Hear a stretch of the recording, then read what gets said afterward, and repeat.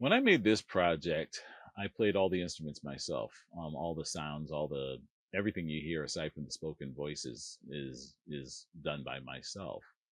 Um, it's not new to me though, because I've done this sort of thing most of my career. I had started out, when I was working on records, especially when R&B stuff was happening, New Jack Swing stuff was happening, different beat-oriented music. You often had to hire a guy they called a programmer back then who read the drum beats and things like that, and that's what I did. And then you'd add string parts or keyboard parts, and that's what I did. So I started doing all those things, and some of those tracks that I made ended up being the production. And that's how I became a producer, because people said, well, this is not a demo. Let's just use these tracks, sing on them, rap on them, whatever, and that will be it. But it all really started out when I was a teenager. I got a job working at a recording studio as an intern, a gopher, just going out and doing errands and helping out after work. And one of the perks of the job was they allowed me to use the studio for myself at night when they were closed, as long as I put everything back in the morning.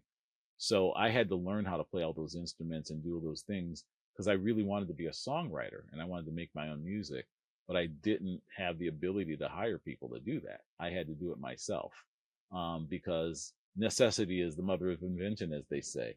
So what I had to do was come up with a way to create these tracks one at a time.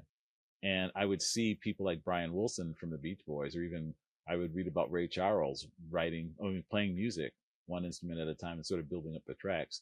And with multi-track technology, it was possible if you were patient and if you had the time. And I had the time. I was a teenager; I had nothing else going on, but I also had the interest, because I couldn't write a song unless someone could hear the song. They couldn't hear the song unless I could record the song.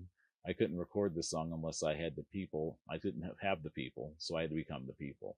So all my life, I've been doing a version of what I did on this album in terms of multi-tracking and multi-playing these instruments.